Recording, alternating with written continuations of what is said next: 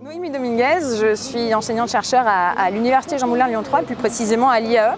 Et je coordonne avec Catherine Mercier-Suissa le projet H2020 Merging, qui est un projet d'intégration des personnes réfugiées par le biais du logement et des actions participantes. Alors, bonjour et bienvenue sur le chantier du projet Cocon. Donc actuellement, nous sommes sur ce chantier pour deux opérations. Tout d'abord, c'est la viabilisation du terrain.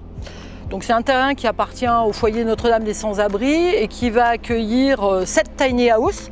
Donc les tiny house que vous voyez ici. Du coup, bonjour, je suis Nancy Ottaviano, je suis architecte et je travaille à l'association 14. On est dans le projet Merging, on est responsable de la réalisation des 3 projets pilotes qui sont situés à Valence en Espagne, à Göteborg en Suède et ici à Lyon.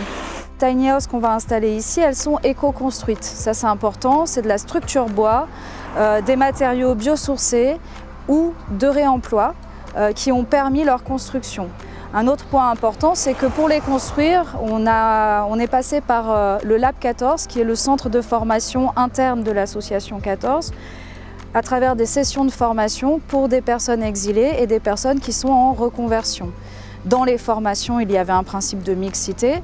Dans les 7 tiny house qui sont proposés ici, il y a aussi un principe de mixité. 5 pour des personnes réfugiées, 2 autres pour des personnes qui ont juste envie d'expérimenter ce mode de vie. Et puis le deuxième chantier, c'est celui-ci, c'est la yourte. Donc la yourte, c'est en quelque sorte la maison du projet. On a la construction de la yourte que vous voyez derrière moi, qui là pour le coup fait intervenir des professionnels de la construction, puisque pour la pose du parquet on est sur des choses un petit peu techniques, mais ensuite pour l'élévation de la yourte, d'autres personnes vont intervenir. Donc l'idée c'est d'avoir notamment d'impliquer les résidents.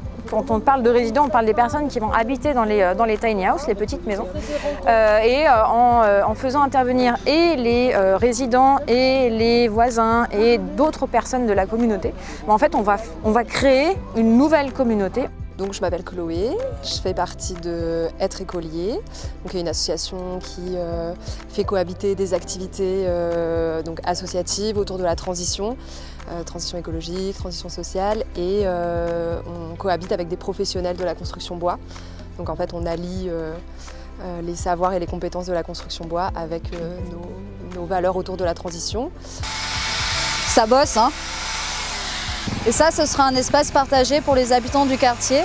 Et du coup, dans le grand rêve, on a hâte qu'il puisse y avoir ici des personnes qui boivent le thé ensemble, des personnes qui habitent ici depuis longtemps et nouvellement arrivées, hébergées en tiny house. Et on pourra y proposer des activités. Ça peut être des cours de français, ça peut être des cours de cuisine, de la chorale, du théâtre, etc. Et ça sera un endroit effectivement où les gens vont faire des choses ensemble, vont pouvoir échanger, discuter, apprendre à se connaître. Et autour de cette yourte, vous avez des petits bacs ici qu'on a représentés qui vont être les potagers. Donc on espère aussi là créer une nouvelle activité et où les gens vont pouvoir faire un peu de jardinage tous ensemble. Donc l'objectif de ces actions participantes, c'est de faire intervenir un très grand nombre d'acteurs qui sont intéressés par un projet de construction, qu'on soit novice ou expert. Et on va faire intervenir donc différentes personnes qui vont venir partager un moment commun. Et l'idée, c'est de créer du lien entre les gens.